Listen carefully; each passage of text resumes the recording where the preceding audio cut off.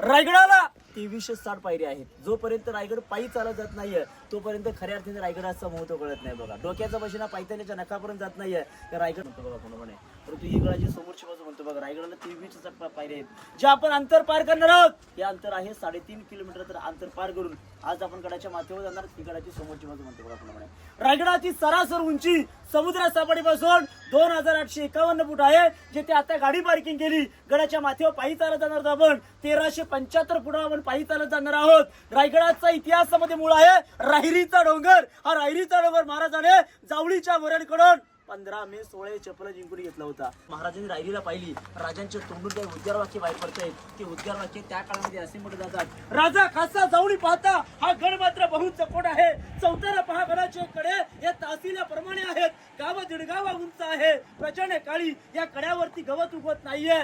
तोंडा तासीर एकच आहे. दौलताबाद पृथ्वीवरती चकोटगड खरा पण दौलताबादपेक्षा रायरी ही दशगुणी उंच आहे. आणि देवपुनी राजे 37 लोक बोलले तख्तास जागा हाच गड